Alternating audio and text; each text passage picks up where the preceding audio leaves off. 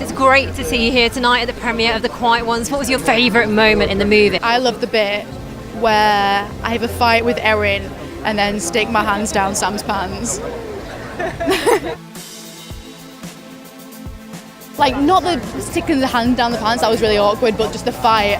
Literally, the adrenaline was just coursing through me, and I came away with so many bruises on my arm, and I was like, oh my god, I've done such a good job. Obviously there's no music, there's no sound effects like in the final cut, which adds to the suspense, adds to the tension.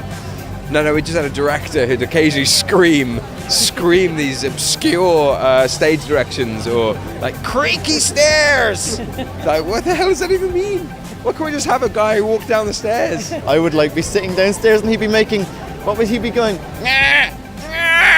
Like just crazy noises from upstairs, and I'd be I had my phone on, voice memos on my iPhone trying to record him, to play back to Sam and Olivia and Oren afterwards, and we all cracked up laughing.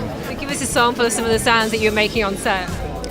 Well, the one that Sam likes to do is screech, which is, if you don't laugh at that, thank you for laughing. But there were quite a few sounds that we did. We use sound a lot for fear in the movie. We're trying so hard not to laugh in a lot of moments, because as you can imagine, you get to know each other in a very small, intimate cast, and we got to know each other a bit too well, to the point where every time you turn around and see someone's scared face, it was a little spooky, It was a little, overwhelming and a little strange. You're like, why has he got that? Is he grimacing? Is he smiling at me? No, I don't know what he's doing. What was it like working with Sam? Oh, he's lovely. He's so charming, and he's such a good actor, and you can definitely see it on screen, and he's very conscientious to the crew, and to me coming into it at 18 with my first film, I definitely looked up to him. There was a lot of things that I needed to research actually going into it, and one was how to function 1970s camera equipment, because initially they had me in this big body, almost sort of astronomical sort of gear, and I was like, we're going to be running around this house, how am I going to be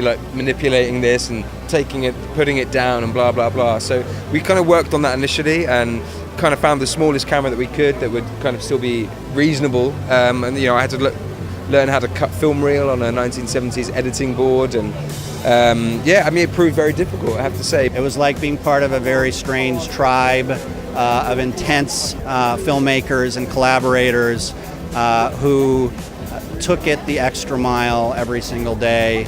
If I didn't yell, cut, I think there are scenes where Sam would have clawed his way through the door.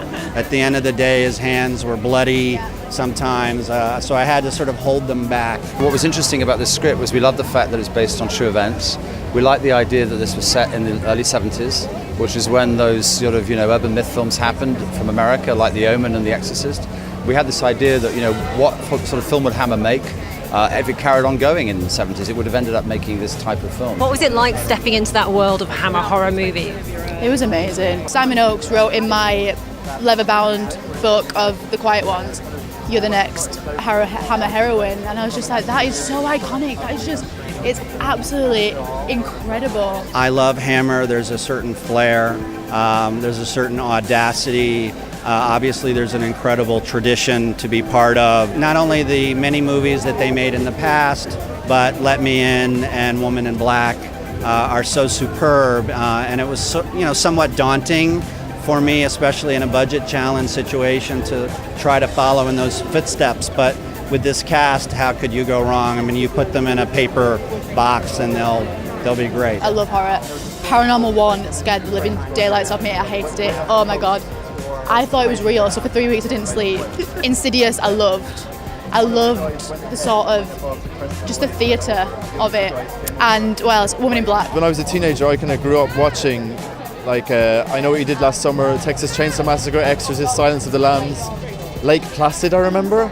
I used to go to I live in a small town in Ireland called Bagnallstown, that's where I'm from, and our little local video rental place called Barrow Vision would only have these kind of films, so that was all I'd be watching, loving it. What makes Hammer special, I think, is its history. It's been going as a company since 1931. It sort of defined the horror film in the modern era in the 50s with the Dracula movies, and it sort of had this tradition of making films that were suspenseful and frightening and terrifying and sort of disturbing and challenging, but wasn't focusing on gore or that sort of thing. It attracts great actors, good screenwriting, and basically story. That if you care about the characters, then you care about what happens to them. It's a very jumpy film, and I have to say that the jumps begin early and they end at the end. It's non-stop, so it's exciting.